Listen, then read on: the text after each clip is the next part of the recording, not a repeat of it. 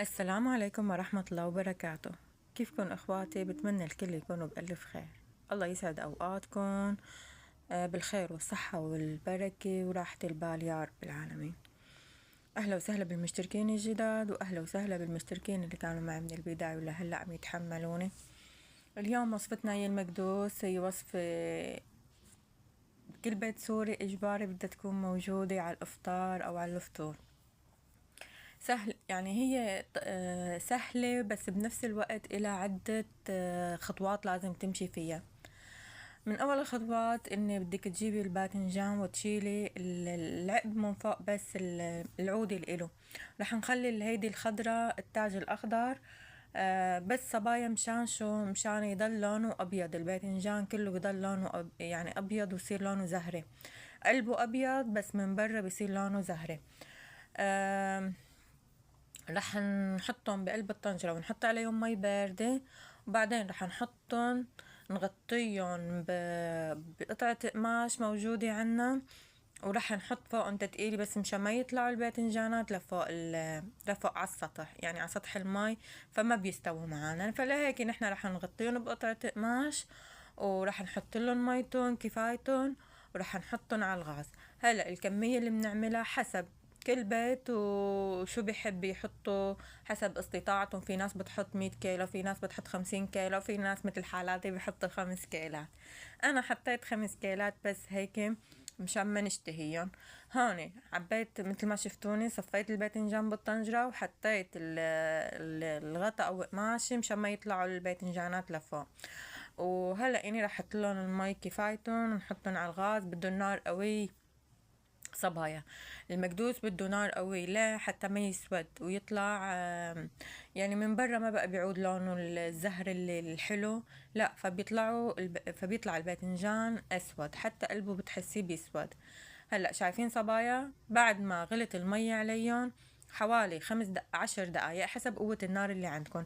حوالي 10 دقايق أنا بعتقد تمام التمام. أنا بالنسبة لإلي طلعوا ممتازين. 10 دقايق بتغزي هيك ضفرك فيهم نتفة صغيرة أو إصبعتك فيهم نتفة صغيرة، فبتلاقيهم سبحان الله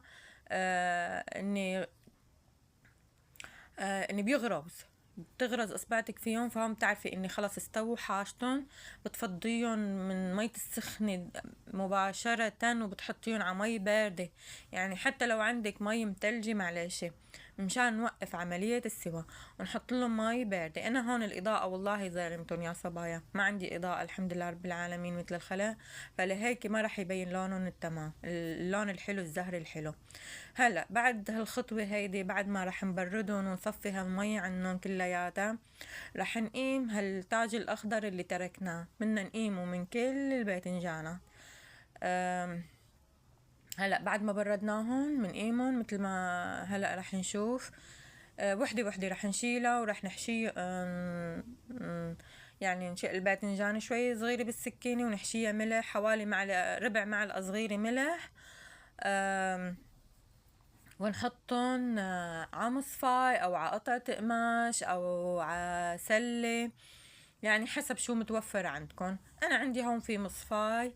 هدول الباذنجانات. هلا انا هي بنتي عم تفرجيكم الطريقة. بنقصها هيك شوية صغيرة بقلبها، وبنحط لها حوالي ربع معلقة ملح او نص معلقة ملح.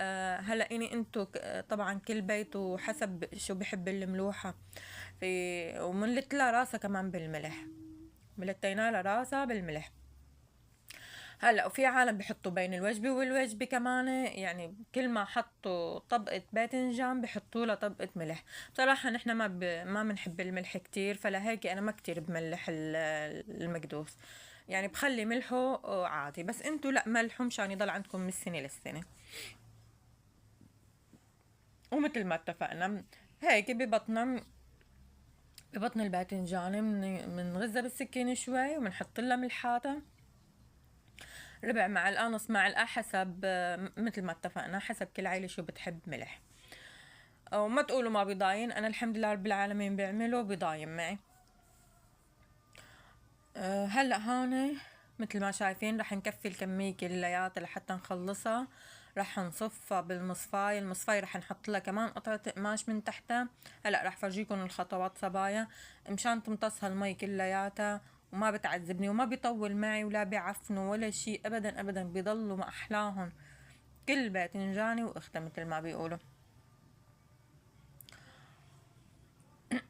اللهم صل على سيدنا محمد وعلى آله وصحبه وسلم. ما بدنا ننسى نذكر الله، لا إله إلا الله، حبيبي يا محمد يا رسول الله.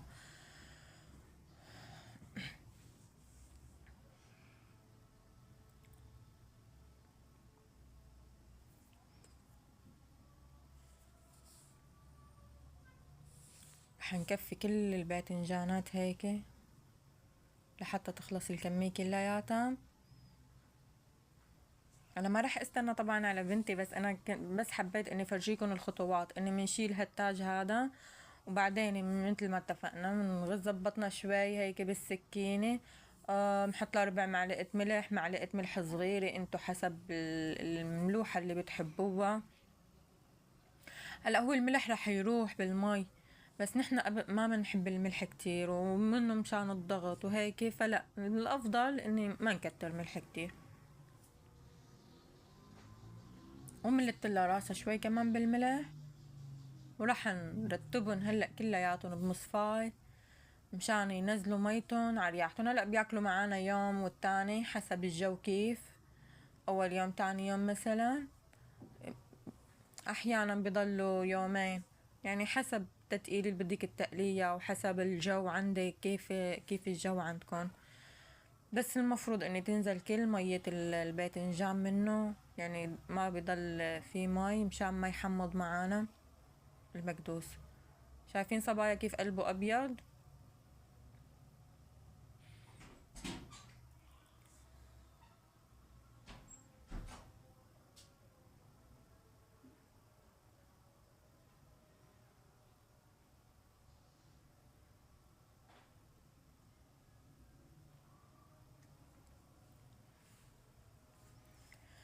اللهم صل وسلم وبارك عليك يا حبيبي يا رسول الله.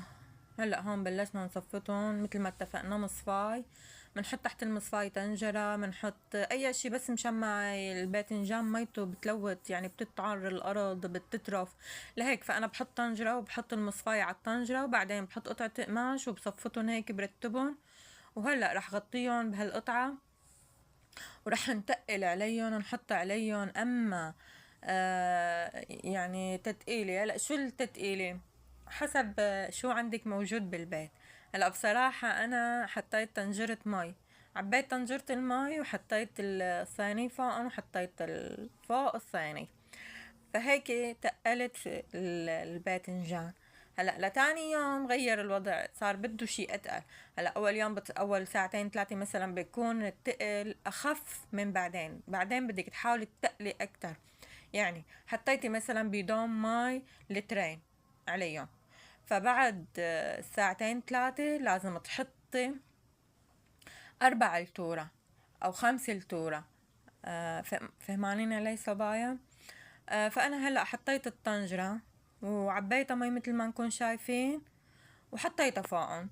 وطبعا المصفاي انا مثل ما قلت لكم حطيتها على طنجرة مشان وقت اللي تنزل المي منها ما تنزل على الارض او على البلاط او على الطاولة، لا انا حطيت طنجرة تحت منها، تحت المصفاي طنجرة مشان تنزل المي على الطنجرة اللي تحتها.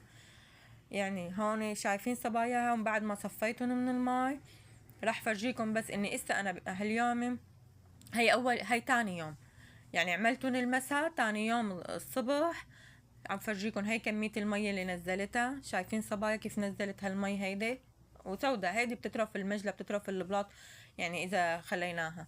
هلا هيك انا بحط المصفاي بحطها على طنجرة تيجي تمام عليا مشان ينزل المي اللي بدها تنزل بتنزل على الطنجرة. وهي هلا اني شايفين صبايا لسه بدن، انا هلا رح فضيهم، رح شيل هاي القماشة لاني كلها صارت مي، رح حط قماشة نظيفة تاني غير هيدي مشان شو؟ مشان ترجع تمتصلي هالمي اللي فيهم، لاني ليك شايفين صبايا كيف المي عم تعكس اسا فيهم مي.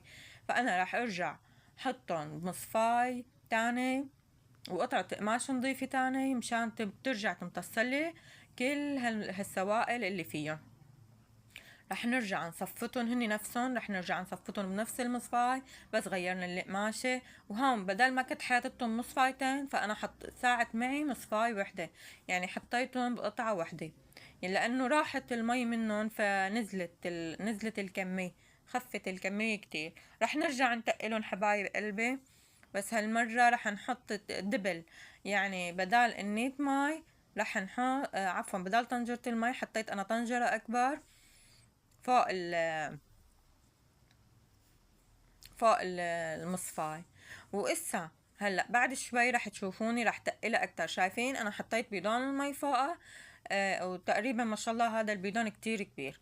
هلا هون للحشوة لإلها أنا بصراحة من فترة عملنا شفتوا الفليفلة كلياتنا دبسنا فليفلة، فأنا حطيت دبس الفليفلة من دبس الفليفلة اللي عملته. هو إسا جديد ما صار له كم يوم عملته. طبعا دبس الفليفلة صبايا كلكم صرتوا بتعرفوا، واللي ما بيعرف الطريقة يروح عند أختنا مسامر، مطبخ مسامر، عن جد عملته طريقة روعة. هلا إني رح حط جوز وتوم. هلا الجوز انا ما بفرمه فرم، انا بحبه العيله بتحبه يكون خشن، فانا كسرته تكسير هيك بصابيعي وفرمت له شي راس توم تقريبا لاني بحبه التوم شويفه، ففرمت راس توم كمان وراح خلطهم ليكون شايفينهم صبايا هيدول هن. وراح حط لهم دبس الفليفله هلقيني، وراح نحشي المكدوسات كلياتهم بهالحشوه هيدي بهالتبله.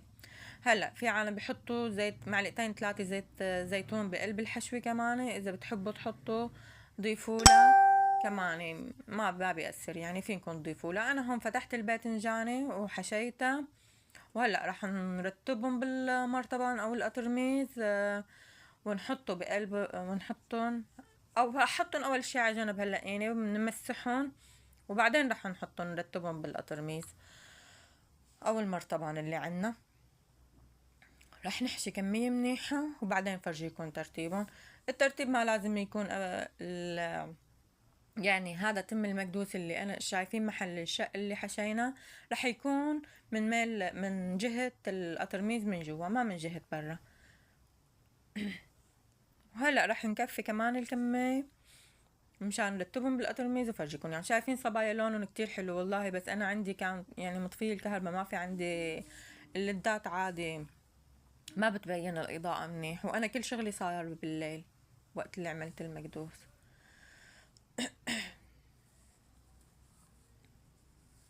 وهلأ بلشنا نصفت الباذنجان بقلب المرطبان بقلب القطرميز. شايفين صبايا بهالطريقة هيدي لحتى تخلص كل الكمية، رح نضل هيك لحتى تخلص كل الكمية معانا.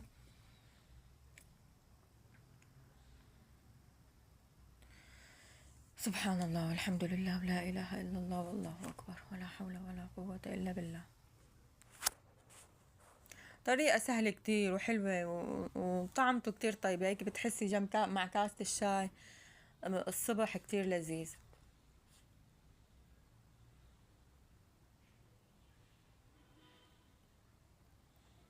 أنا خلصت كل الكمية هون شايفين صبايا، مسحناهن وحطيناهن للباذنجانات والمكدوسات. وهلا شو رح نعمل؟ رح ناخد هالقطرميز ورح نحطه عدفة الفرم او قطعة قماش اي شي بس بالمقلوب رح نقلبه. شايفين صبايا كيف قلبته وحطيت تحته محارم مشان تنزل منه اذا في سوائل من الفليفلة او من الباذنجان. اسا في سوائل كله بينزل بتلقطه المحرمة. وانا حطيت تحت الدفة شايفين هم ما نزلوا معي ولا طلعوا اي شيء الحمد لله رب العالمين. فمعناتها هلا انا رح شو اعمل؟ رح ضيف له الزيت منضيفه حبايب قلبي ما منخليه يطلع لفوق، رح نخليه ناقص شوي لحتى انا مثل ما انتبهتوا ما مليت القطرميز لفوق للاخير، لا خليته ناقص شوي حتى ما يفور الزيت وينكب. واحيانا انا بحط اعواد البوظة كمان بليف عود البوظة بغسله منيح بليفه وبكسره بحطه بالعرض على شكل اشارة زائد او اشارة ضرب مشان ما يفور معي. وبحط هلا الزيت انا نسيت لكم، الزيت بتحبوا تحطوا زيت حلو اللي هو زيت الزيتون، بتحبوا تحطوا تضيفوا زيت المازولا. كل عائلة شو بتحب فينا تضيف. انا بصراحة بضيف من الاثنين، زيت حلو وزيت المازولا، يعني نص بنص. ان الحبايب قلبي بيعطي نكهة اطيب وما بيعطي هالحدودة. وان شاء الله الف صحة وهنا عقل.